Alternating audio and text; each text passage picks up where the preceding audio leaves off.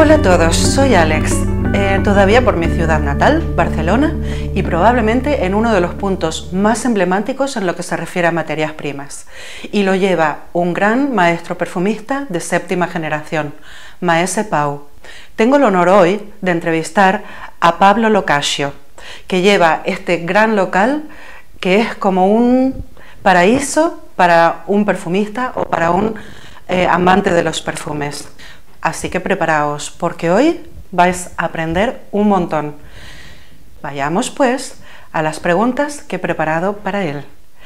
Pablo Locascio, muchísimas gracias por recibirme hoy en este gran local que tienes de materias primas, de ingredientes, de esencias, de tinturas, de aceites. Esto es una maravilla. ¿Cómo te encuentras hoy? Muy bien y muy contento de tenerte en casa. Gracias, muy contenta yo también.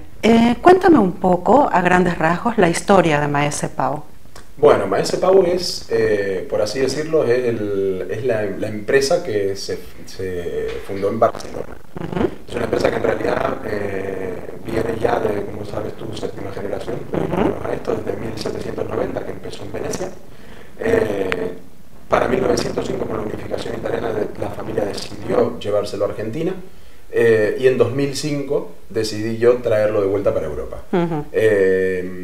Pero claro, aquí en Europa había que ponerle otro nombre, sobre todo elegí Barcelona, que en el 2000, para la época del 2005 era precisamente un referente de cultura, un referente de innovación, de desarrollo y demás. Y decidí, por así decirlo, catalanizar un poco el nombre para que realmente esté cómodo en el sitio, ¿no? Entonces de ahí viene Maese Pau. Es una empresa, ya te digo, de 7 generaciones, tiene sus historias, sus cuestiones. Históricamente se remonta a Venecia, ¿no? Exacto. A Venecia en 1790 tuvimos lo que vendría a ser una patente o licencia por parte del último duque de Venecia para ejercer el arte de perfumista, que en la zona esa se le llamaba muschieri. El perfumista antiguamente se le denominaba muschieri. ¿Viene de algo? Sí, viene precisamente porque en Chipre, en la zona de Chipre, había unos musgos específicos que tenían un aroma muy penetrante y se usaba para los polvos talcos aromatizados. Entonces, la característica era que esos muschieri, esos perfumistas, en realidad, iban a buscar esos musgos, los molían, los trataban y hacían perfumes con eso. De ahí viene el nombre de muschieri. Interesante. Antes me hiciste una especie de visita guiada que parece esto como un museo. Pero he visto que tenéis muchísimos bidones, muchísimos diferentes espacios para hacer diferentes tipos de técnicas. O sea, aquí no es solamente un comercio que vende la materia prima, sino que elaboráis vuestras propias materias, vuestros propios ingredientes. Cuéntame un poco de esto. Sí, nosotros nos dedicamos, desde siempre nos dedicamos tanto a la elaboración de perfumes y cosméticos, como también obviamente a lo que es la creación de aromas, la fabricación de materias primas. De hecho, nos especializamos fundamentalmente en extractos para perfumistas y fabricantes de cosmética. Entonces, lo que tú has visto ahí en el recorrido fueron los almacenes, el laboratorio, o sea, toda la sala de I+D, todo lo que es la parte de investigación y demás. Entonces, fundamentalmente nos dedicamos a eso. O sea, Maese Pau es una parte de la empresa, pero el laboratorio es Maese Lab, que es el laboratorio en sí de la empresa, ¿no? O sea, que nuclea varias empresas más. Pero fundamentalmente nos dedicamos a eso, todo lo que tiene que ver materia prima para la cosmética, no solo importarla, sino también fabricarla, producirla, procesarla y entregarla obviamente a los perfumistas para que hagan sus obras de arte, ¿no? Sí, antes me llamó bastante la atención que también destiláis y en el proceso de destilación queda como una especie de agua que tú me explicaste que luego también se utiliza. Cuéntame un poco de esto, porque esto me ha llamado bastante la atención, no sabía que se hacía en perfumería. Claro, en perfumería, en realidad la base de la perfumería son los destilados. O sea, porque un destilado por arrastre de vapor lo que obtiene de una planta es precisamente todos sus componentes volátiles, que es lo que se usa en perfumería en sí. Entonces, cuando tú haces una destilación, se hace por arrastre de vapor y por lo tanto es la mezcla de esos aceites esenciales con el vapor de agua. Al condensarse se separa el aceite esencial arriba y abajo queda un agua aromatizada que se le denomina hidrolato.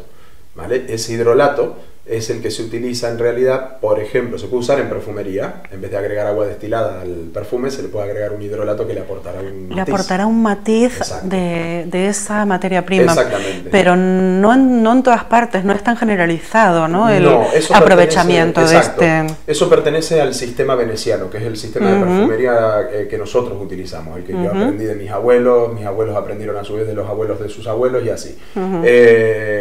No es común porque en realidad es un arte.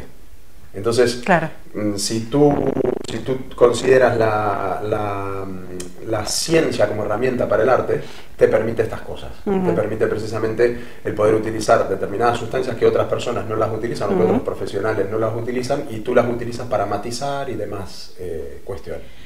Tengo entendido que la cromatografía es un método físico que se utiliza en perfumería para separar los ingredientes, ver los ingredientes que tiene. ¿Qué grado de fiabilidad ofrece esta técnica? Depende mucho de la biblioteca que tenga el cromatógrafo. O sea, ¿qué significa? Una cromatografía en sí es precisamente hacer correr, vamos a decirlo, vamos a hablar para que sea sencillo de entender. Es hacer correr una sustancia, ¿vale? Un compuesto, como si fuera por un hilo, vamos a hablar muy sencillo, como si fuera un hilo de cobre, ¿vale? Que tiene mucha cantidad de vueltas. Dependiendo de los distintos tiempos de corte, hay sustancias que son más volátiles, menos volátiles y demás, que van más lejos o quedan más cerca. Dependiendo del grado de sustancia y si el cromatógrafo tiene en su biblioteca esa sustancia, ¿la va a encontrar o no la va a encontrar? Entonces, si hablamos de los años 70, las cromatografías eran prácticamente con una capacidad del 50-60%. A medida que fue avanzando la tecnología y todo lo demás, hoy tienes cromatografía, por ejemplo, una lavanda actualmente te va a sacar una fiabilidad del 99%. Wow. Ahora, una madera de IVA, que es rara, que es un aceite esencial muy raro, te puede llegar a sacar un 85-90%. Vale, depende depende de la biblioteca y de qué tan complejo o poco complejo sea la sustancia que le pones. Ok. Vale, entonces yo pienso en las casas estas de perfumes que hacen clones. Yo sé que es un tema que a ti te fastidia bastante. Sí. Pero supongo que entonces utilizan este tipo de técnicas para poder clonar los perfumes y que sean tan similares. Tú piensa que en realidad el sistema viene desde hace muchos años. Las casas de clones no son de ahora. No. Todos sabemos que las casas de clones son desde que existe el mundo, por así decirlo. Lo que pasa que antes tenían que clonar a nariz, o sea, iban oliendo, iban apuntando, iban tratando de clonar de esa manera, y se aproximaban un poquito a lo que era el perfume en origen y demás. Hoy, con la tecnología a tus pies, o sea, yo si bien estoy muy enojado, también estoy muy agradecido. ¿Por qué? Porque nos hace ser más competitivos a los perfumistas. ¿Qué implica? Te obliga a hacer creaciones cada vez más complejas y perfectas. Entonces, es muy fácil clonar un perfume de gran tirada. ¿Por qué? Porque está hecho con sustancias muy básicas. Está hecho mucho con moléculas, es muy sintético. Sí. Entonces es muy fácil de replicar. Un perfume como el mío, por ejemplo, no les conviene ni siquiera clonarlo. ¿Por qué? Porque al tener tanto porcentaje de natural, en algunos casos el 100% y en otros casos un 99%, o sea, tanta cantidad de natural, no les conviene clonarlo porque no le dan los costos. Exactamente. En cierto aspecto a mí me vino a ayudar en el sentido de que expone realmente la perfumería que actualmente está en el mercado. La está exponiendo. Si es tan fácil de copiar es porque no es tan elaborada y tan sofisticada. En cambio, las cosas que son muy bien hechas, a conciencia, con amor, sobre todo, porque esto no deja de ser un oficio. El problema es cuando se toma esto como una profesión. Esto no es una profesión, esto es un oficio. Y un arte. Exacto. Entonces, de ahí viene, o sea, son artesanías. Y las artesanías son imposibles de copiar. Pasando a otro tema, Pablo. Tú trabajas mayormente con ingredientes naturales, por supuesto. Cuando alguien necesita un fijador, ¿qué opciones tiene si no quiere utilizar tanto químico? Ahí es una buena pregunta, la verdad. No hay necesidad de utilizar un fijador desde esa perspectiva. Cuando uno piensa en el perfume, no piensa en el perfume como un hecho aislado. O sea, yo no puedo pensar solo en el olor sin pensar en la estructura del perfume, en el color y en la fijación. Debe ser como un reloj suizo. Cada engranaje tiene una múltiple funcionalidad. No solamente da el minutero, sino que además propicia al segundero, que además propicia a que cambie el día. O sea, ¿Qué significa esto? Cuando se habla de perfumería natural, tú utilizas un ingrediente, quieres incienso, vamos a hablar del incienso, mal llamado incienso, que sería olíbano, ¿no? El olíbano. Yo cojo el olíbano y si cojo el olíbano como aceite esencial, tendré más volatilidad en ese aroma. Por lo tanto, tendré más posibilidades que aparezcan las capas superiores del perfume. Pero si yo lo quiero más abajo, entonces utilizaré una tintura de la resina del olíbano, que lo que me dará, al tener gran cantidad de ácido abietíco, será fijación. Entonces, cuando yo voy a incorporar una sustancia en un perfume, o un elemento en un perfume, tendré que elegir esa sustancia, no solo por su aroma, sino en su forma o en su formato, para que me dé mayor fijación o menor fijación. Sí que es verdad que hay sustancias, por ejemplo, como las resinas, que dan mayor fijación, un vetiver te da mucha fijación, que es una raíz, un jengibre te da fijación, o sea, hay muchas sustancias que te dan fijación. Dentro de los cítricos, por ejemplo, de la familia cítricos, tienes uno en particular que es la bergamota, que te aporta fijación también. O sea, dependiendo de qué queramos hacer y de qué durabilidad queremos en el perfume, utilizaremos esas materias primas que te permitirán precisamente no solo trabajar el aroma, sino también trabajar el resto de elementos importantísimos para el perfume, que es la estructura, el color, la densidad, la dispersión, o en el contrario, si no es por dispersión, igual queremos que haya mayor profundidad. Entonces elegiremos cosas que nos lleven a más profundo. Hay muchísimos ingredientes dentro de lo natural que te sirven como fijadores. Nosotros manejamos 4000 referencias, imagínate. O sea, tenemos muchas más referencias en natural que en sintético. Y encima lo natural sí tienes posibilidad de entenderlo desde el punto de vista de cómo afecta a nuestro cuerpo, que eso es fundamental, ¿vale? Una sustancia no deja de ser, por más que sea natural, un químico. Y esa sustancia química puede llegar a tener injerencia en nuestro sistema endocrino. Entonces, lo natural por lo general está muy estudiado. Lo sintético, en su contra, no está tan estudiado. Y hace poco hubo un estudio aquí en la Universidad de Barcelona, precisamente, que demostró que 80 niños recién nacidos tenían ingredientes sintéticos de perfumería en el cordón umbilical. Wow. Eso es muy complejo. Muy complejo. Sin embargo, cosas naturales no tienden a tener esa residuidad en el feto ni en las personas. Y en el organismo en general. En el organismo en general. Y hablando de ingredientes, Pablo, algunos ingredientes naturales ya no se utilizan o se utilizan en mucho menor medida porque están prohibidos o regulados, como la civeta, el castoreum, el almizcle o el ambergris. ¿Esto es exactamente así? Explícame un poco. No, no exactamente así. Sí que están regulados, pero no prohibidos. O sea, ¿qué significa esto? Hay prohibición en aquellos ingredientes de los que no se tiene posibilidad de trazabilizar su origen. ¿Qué significa? Que no sean, por ejemplo, de la caza furtiva. Pero si tú tienes un proveedor con un país serio que está detrás investigando constantemente y guardando precisamente todo el tiempo la legalidad de ese producto puede utilizarse.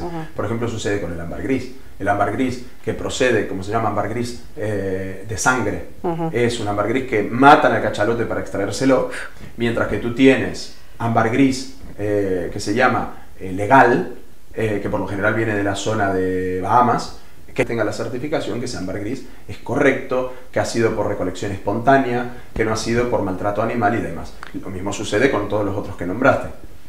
Yo, de todas formas, no estoy de acuerdo con la civeta, por ejemplo. En el caso de la civet, ¿por qué? Porque en el caso de la civet se traumatiza constantemente al animal para que segregue por sus glándulas anales precisamente ese aroma. Entonces, realmente no hay forma de extraerlo de una forma que no sea hacer sufrir al animal. Entonces hay cosas con las que yo pongo el pie porque no lo considero correcto. O sea, en ese caso, por ejemplo, en particular, yo nunca comercialicé con civet. De hecho, está en la página web, siempre agotado, por una cuestión de búsqueda, ya lo sabes, pero no porque lo vendamos. Un tema un poco controvertido en perfumería es el tema de las feromonas. Hoy en día muchos perfumes se comercializan o se marketizan como incitadores de las feromonas, como que si te lo pones son como panty droppers, que se dice en inglés, ¿no? Que vas a tener un éxito sexual asegurado. ¿Qué opinas sobre este tema? Hay una frase muy interesante que a mí me encanta, que le decía mucho mi abuelo. Decía: lo que natura non dá, Salamanca non presta. Vale, o sea, Yo lo lamento mucho por destruir el imaginario colectivo de las, ¿cómo se llama?, de todo esto de las feromonas y todo lo demás. Es una cuestión psicológica, fundamentalmente, y no química. De hecho, está prohibido por reglamento europeo utilizar cualquier sustancia humana dentro de un perfume y de cualquier cosmético. O sea, de la única forma que una feromona actúe sobre nosotros es que sea una feromona humana, ¿vale? Y como está prohibido utilizar sustancias humanas dentro de un cosmético, es imposible que un perfume provoque ese acto, por así decirlo. Sí, concuerdo con lo que estás diciendo, por supuesto, pero sin embargo, creo que está comprobado científicamente que los olores afectan a nuestras emociones de alguna manera, ¿no? Yo no digo que las feromonas hagan que la otra persona se excite sexualmente, o sea, eso al final es una cuestión psicológica, como bien has dicho tú, y también de actitud, o sea, es la actitud de la persona la que hace que la otra persona se sienta atraída o no. Pero sí que existen, ¿no?, olores que afectan a nuestras emociones, porque estos olores trabajan a un nivel subconsciente en nuestra energía. Yo creo que pasan por la actividad nasal, por la cavidad nasal, transmitiendo una señal a través del sistema olfativo que llega al bulbo olfativo, que está ubicado en la parte del cerebro que regula las emociones. Sí. Esto es así. Sí, sí, totalmente. De hecho, mira, uno de los estudios que nosotros hacemos en I+D es precisamente, está relacionado con lo que es la aromaterapia en sí. No la aromaterapia desde el sistema Happy Flower, o sea, de eso de y el aura y todo lo demás, que a mí me parece perfecto y que cada uno considere lo que le gusta, ¿no?, en cierto aspecto, o con lo que se siente cómodo. Pero desde mi punto de vista, yo siempre lo tengo que medir desde un punto científico. Entonces, sí que existen una serie de sustancias dentro de los aceites esenciales. El bulbo olfatorio nuestro captura esa sustancia y provoca una reacción en los receptores neuronales nuestros. Por ejemplo, el alfa-pineno, que es uno de los componentes fundamentales que tiene, por ejemplo, algunos cítricos, por ejemplo el limón, ¿vale? En conjunción con el limonene, pues cuando son recepcionados por ese bulbo olfatorio, automáticamente provocan una reacción en nuestro sistema cerebral que hace que seas más feliz y que te encuentres mejor. ¿Por qué? Porque actúa sobre la conjunción del grupo GABA. Dopamina, endorfina y adrenalina. Esas tres en conjunción, si bien por separado actúan de una manera diferente, ¿vale?, cuando están juntas, lo que van a estimular, por ejemplo, es que tú te sientas feliz, tranquila, alegre, que tengas una posición como positiva. Entonces, indefectiblemente esas sustancias actúan sobre el sistema límbico y por supuesto que es científicamente más que comprobado y hay estudios preciosos al respecto. La inteligencia artificial. La inteligencia artificial se ha instalado en nuestras vidas definitivamente y está llegando ya al mundo de la perfumería también. ¿Cómo funciona esto? ¿Tú crees que la inteligencia artificial podría sustituir al trabajo del perfumista? Es una respuesta ambigua la que te voy a dar, ¿vale? Como suelo ser yo siempre, medio ambiguo. Entonces, en realidad el que corre peligro es el perfumista o el mezclador que no ha hecho las cosas bien. O sea, la inteligencia artificial trabaja con lo que está, con lo que hay, con la data, con la información que hay. Si los perfumistas se basan solo en lo que hay, van a ser completamente sustituibles. Y estoy encantado que lo sean. Perfumistas que trabajan desde el punto de vista artístico, desde lo realmente artístico, desde la estructura en sí, montada para el arte, sería imposible que la IA los sustituya. ¿Por qué? Por una cuestión muy sencilla. Como dije antes, la IA se basa en un guión. Se basa en cosas que ya están escritas, que ya están en la red, que están en la gran nube, por así decirlo. Entonces, va a trabajar de acuerdo a eso, pero va a ser como muy enciclopedista, ¿vale? Va a buscar en el libro y va a decir, hago esto, ¿vale? No es un ser humano, no piensa y actúa. Claro. Lee lo que otros pensaron y escribieron y actúa en consecuencia. Y bueno, has hablado de creatividad, has hablado de arte. Para mí la ciencia es una metodología que nos lleva directamente al conocimiento, mientras que el arte es libre de todo límite. Para mí ambos son importantes, es también la diferencia en inteligencia artificial, ¿no? Que es mucha ciencia, poco arte, o mucho copia-pega y poco arte. Pero en la elaboración de un perfume, ¿quién gana? ¿Ciencia o arte? Es interesante, también hay ambigüedad en el tema.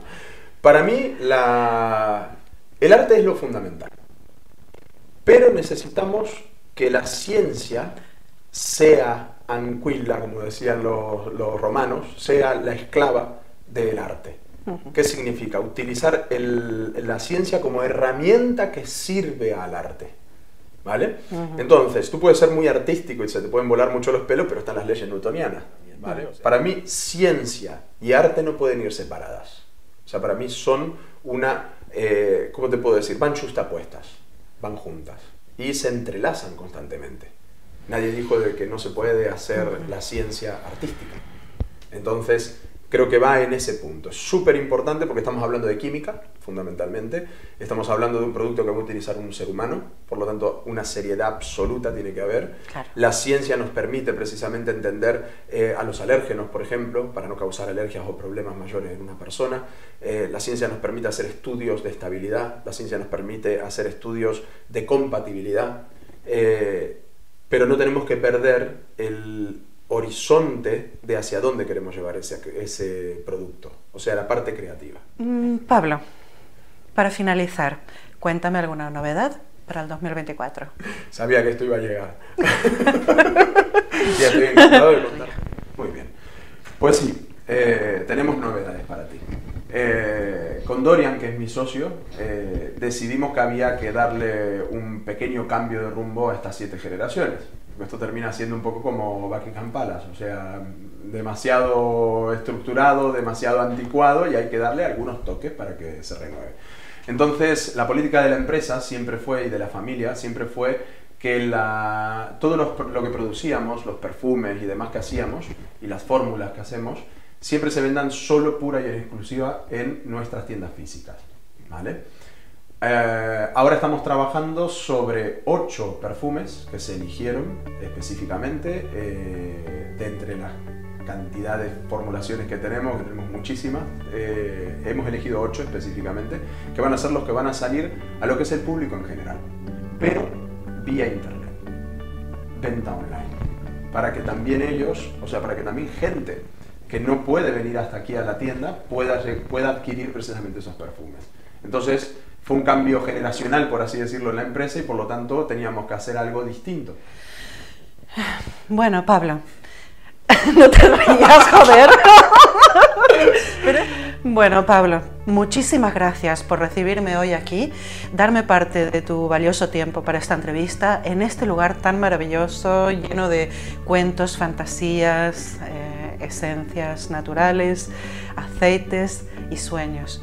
Me ha encantado conocer tu laboratorio, tu tienda y conocerte a ti. Muchas gracias también por la sencillez a la hora de transmitir tus profundos conocimientos para que todos nuestros oyentes puedan entender temas que son profundos, controvertidos en perfumería, pero de una manera muy fácil. Muchas gracias. Muchas gracias a ti y encantado de haberte tenido en casa, de verdad. O sea, eres fantástica, me encantas. Gracias, gracias. Tú también. Ya. Y se va a lanzar precisamente al público en general. Y ese baño del dragón. ¿Pero qué ha pasado? Se volvió loca. ¿Pero qué es esto, joder? ¡Qué bueno! Entonces, esa fue precisamente nuestra premisa en ese aspecto. Yo quería tratar de no reírme.